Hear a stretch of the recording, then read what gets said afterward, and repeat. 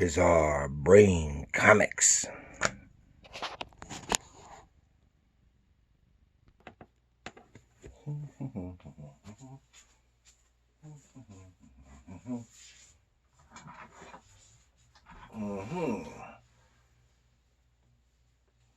Hello.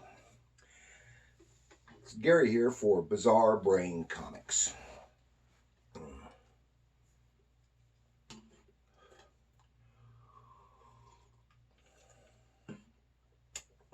This is where I like to take a look at some older comics, examine the characters, the creators, and then I'll take a look at the stories and the art. And what I want to take a look at this time is from Malibu Comics, 1993, The Nightman, #1. You might say, who the hell is that and what's Malibu Comics? Well, I've talked about Malibu Comics before, the publisher. And this is part of the Ultraverse, not the same universe of characters from, I suddenly forgot the name of that book that I looked at last time, that other time. It'll come to me later. This is from the Ultraverse. And now we consult the Big Book of Knowledge. Okay, Nightman #1, Malibu Comics, 1993. It's written by someone you might know, Steve Englehart, and drawn by Derrick Robertson.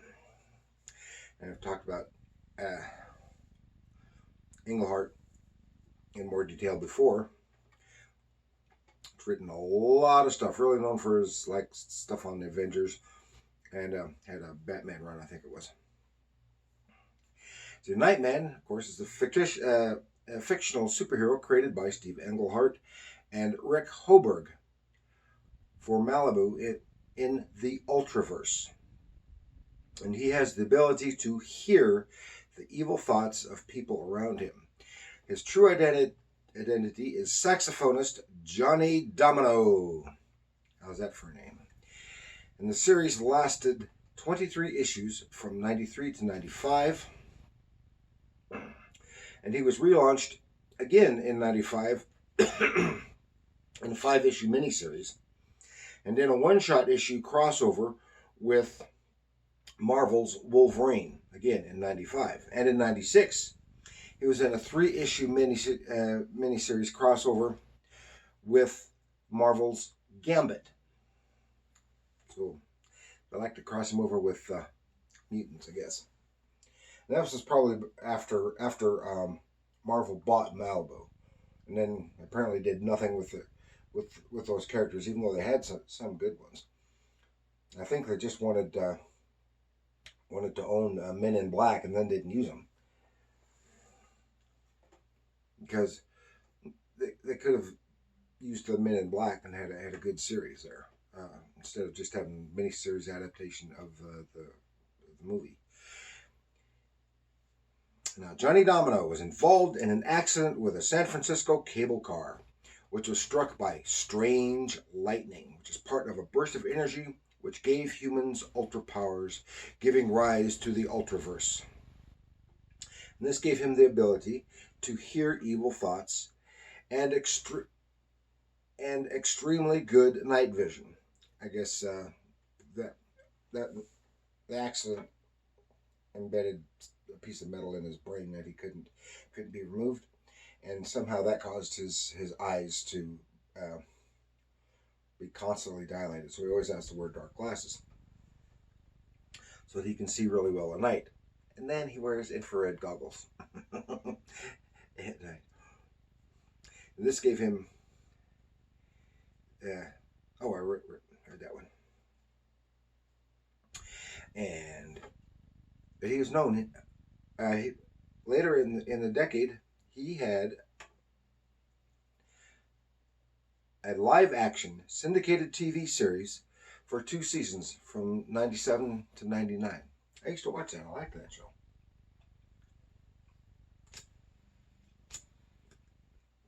And again, when it was on TV, that's when Marvel could have used the character in comics. They didn't do it. Okay, and Derrick Robertson is the artist, the penciler anyway. He's an American comic book artist born in 1967. He's best known as co-creator of Transmetropolitan, which ran from 97 to 2002, and The Boys from 2012 to 2020, and is now a TV series on one of the streaming services. I don't know. I've never seen it. I don't do streaming. He started his first comic book at the age of 17. He created Space Beaver. This was during the anthropomorphic animal craze of the 80s. And it was published, almost published by Victory Comics, but was published by Tin Buck Comics. Never heard of that before either. That was for 11 issues. And he eventually got work in major publishers at 21 on DC's Justice League Quarterly. And then on to Marvel on Wolverine and the New Warriors. And I guess he's been working ever since.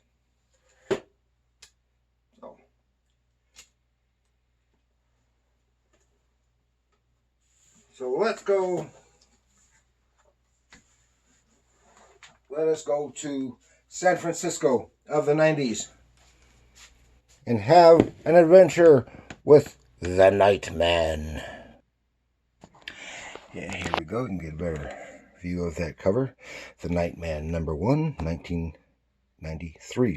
And this is a cover drawn by Robertson, Derrick Robertson. It's a nice cover. I like that cover. Very Batman-esque. And he is a lot like Batman. Except he's not rich. Well, he's probably well off since he is a well-known musician in his world. But I think this is really the only thing I'm familiar with Robertson from, but I think I may have been in an amateur press association with him back in the early 90s. I'm not positive, but some of the stuff in here looks like pages submitted by an artist in that amateur press association way back when, and I don't even know if I still have the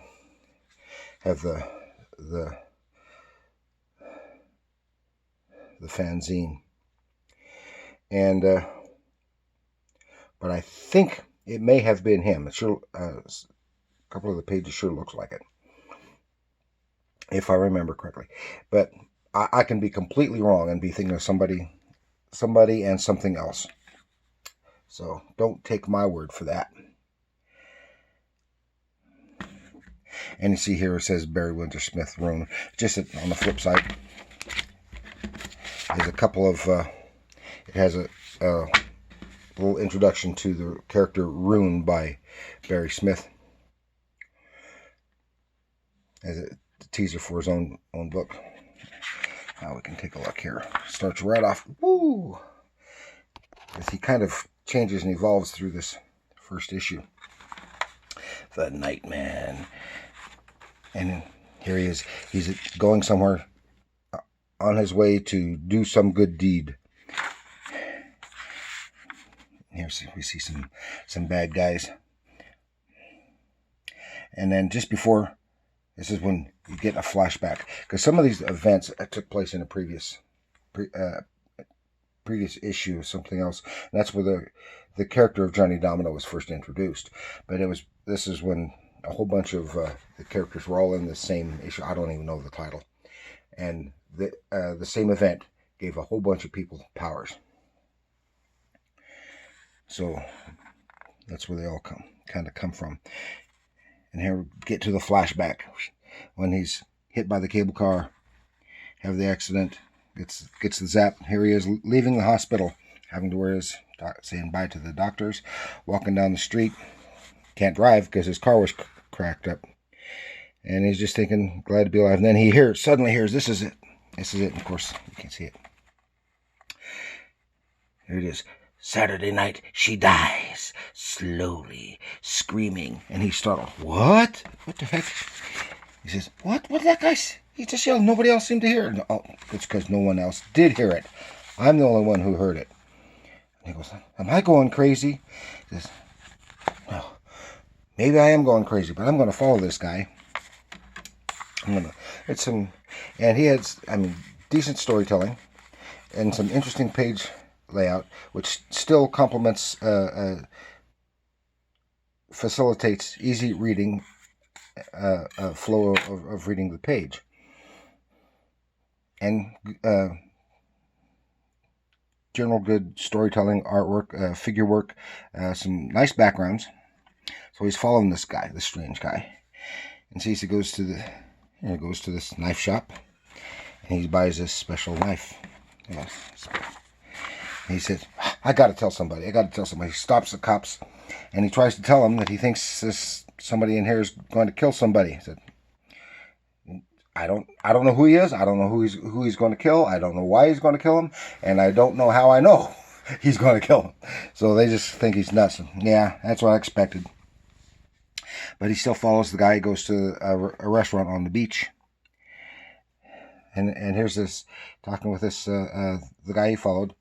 The name is Omar, Mr. Omar, and he has lunch here every day for a while at this restaurant, getting to know this waitress. Oh, hi, yeah, blah, blah, blah. And he's thinking, and the guy hits on her, and they make a date for Saturday night. He's kind of like an older guy here. I don't know why she would want to go. Anyway, he does specify that he is fairly wealthy. And while he's kind of sneaking up, trying to get a closer look, and the guy spots him, and he panics and runs off. Says, "Why am I running? Why am I running?" And then he clunks his head. He had been concerned that with that piece of metal in his head, getting hit or hitting his head might do him injury, more injury because of his accident. Well, it just dazed him. It's like normal. And there's the guy walking down the street. Now this is the page that I think was in Amateur Press Association, but I'm not positive. And it works well. He's thinking he's got to do something, got to come up with an idea. Doesn't know what, so here he is, thinking and drinking. And then suddenly, kablooey! The window shatters in, and he dives, shuts off the light. And I'm not crazy. Okay. So here he is later,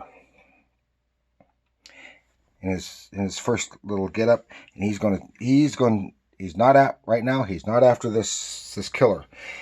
He's more or less testing his mettle. Comes across some bad guys doing some bad stuff,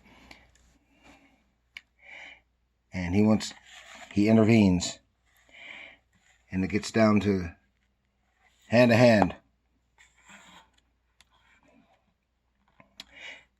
And as they're fighting and whooping, he has martial arts training and skills for his whole life. So he is able to combat these guys, and he's trying some Batman type stuff. It didn't quite work, and he fell, and in the process, part of his costume was all ripped to shreds, particularly his mask and his goggles. Oh well, it'll work. He's still going after these guys. After a fight, it looks like he might get his clock cleaned, but no, he takes out the guy. Then the cops arrive. Whoop, and then he takes off because he doesn't have anything to do with the cops now. So here he is. He goes to the restaurant and talks to the same waitress that his suspect was talking to. Finds out about her. Yada yada yada. She's recently here. Got a job coming up in January. Yada yada yada. She's She's just working here temporarily until that job starts, learning the area, fine, yada yada. And her name is what? Rachel.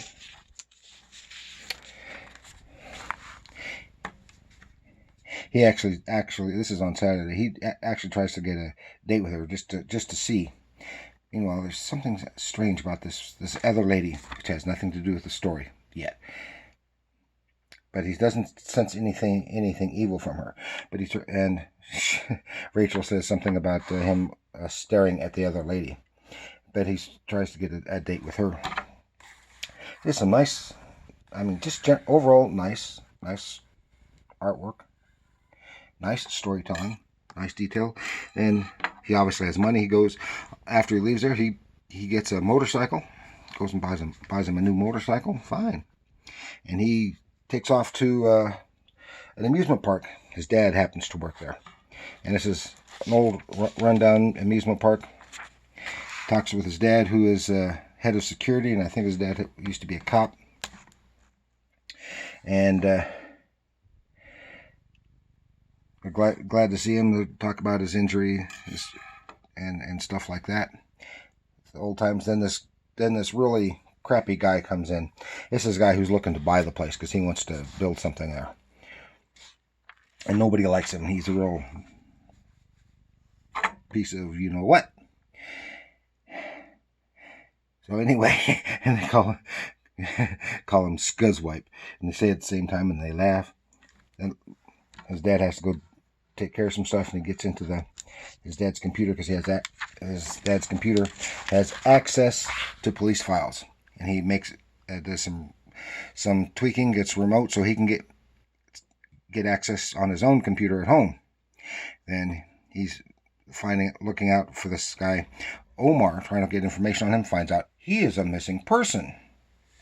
Well, that's strange, but he's got to go. He thinks this guy Omar is going to kill the waitress Rachel. So he tries to go to intervene. He's modified his costume. Got the tight clothing. He's got some pads. Got a modified mask, and still got his line and stuff. And he thinks here he sees Rachel coming out the door, and he comes down and says, "Rachel, I think you're in danger. Blah blah blah blah. Be careful. Go back inside. I think someone's going to kill you." And then he senses the evil. It's coming from her, and says, "You're the one in danger." Ginger. Okay, Ginger's his name, not Rachel. Ginger. Ginger's not coming. I'm Death Mask. Oh my gosh. It's too late. And they go at it, and he gets knocked over the edge, right down this ledge, and there's Rachel, already dead, Ginger, already dead, and her face is gone. He cut off her face. Yeah. And of course, that's not horrifying enough. And he follows the guy to a pier, takes off in a boat, and he steals this fisherman's boat. And his boat happens to be faster. He gets faster. And he's racing, and jumps from one and have a collision. And he jumps from one boat to the next, where they fight some more. He's taken that face off, and he's got his own kind of mask. And he gets a good lick in on Nightman, but Nightman has a good slug on him, and they get struggling over the knife, and the knife goes in and stabs Death Mask, but he's apparently only injured, and he falls over the side, and here we see the fin of a shark. This guy's trying to swim away, and apparently the shark got him. Ha ha! So then he gets back on the boat. He's on the boat, and he heads back to the pier, and he's coming. He's gone. He's stopped the guy, but he failed. He failed to save the innocent. And he feels terrible about that. And then he remarks to himself, how cold and chilly. The knife comes back up. So the shark didn't kill him. I somehow missed that when I read that. And he remarks to himself how chilly it is. I need to add something to my costume to kind of wrap up in. Help keep me warm when I need to. Maybe a cape. So here, the evolution of his costume, and that's the end of issue 1. And here you see the cape fluttering behind him, giving him a very Batman-esque look. And I enjoyed it. I read a few issues at the time. I remember I didn't follow it faithfully. And then I enjoyed the TV series. Again, didn't follow it faithfully. It was syndicated and often not in the same time slot. Of course, that was 25 years ago. But so that is all I have for now for Nightman. And I hope you enjoyed that. If you've someone you've never heard of, this could be an introduction to you for both the artist and the character. I kind of like the character. He's very Batman-esque, and of course, why not from Englehart? So please like, share, subscribe, leave a comment, and I'll see you another time. And remember, comics are art.